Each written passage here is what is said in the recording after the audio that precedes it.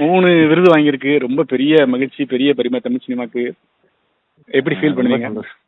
ரொம்ப சந்தோஷம் சார். ஏன்னா ஃபர்ஸ்ட் ஆஃப் ஆல் ஒரு விருது என்ன விருது நமக்கு கிடைக்கும் அப்படின்லாம் நமக்கு தெரியாது. பட் 1க்கு 3 கிடைச்சிருக்கிறதுன்றது ரொம்ப சந்தோஷமான ஒரு தருணமா இருக்கு. ஓகே. முக்கியமா ஸ்கிரீன் பிளேக்கு கிடைச்சிருக்கு, MS பாஸ்கர் சார் கிடைச்சிருக்கு.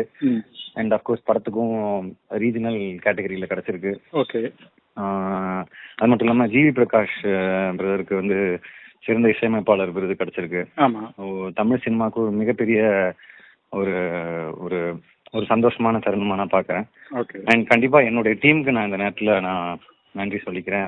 அப்புறம் இந்த ஃபர்ஸ்ட் இந்த படத்தை வந்து மக்களுக்கு கொண்டு போய் சேர்த்த பிரஸ் மற்றும் மீடியா, அப்புறம் தமிழ் மக்கள், உலகம் முழுக்க இருக்கக்கூடிய சினிமா ரசிகர்கள், ஸோ அவங்க எல்லாரும் கொடுத்த வரவேற்புனாலதான் இந்த படம் பேசப்பட்டுச்சு.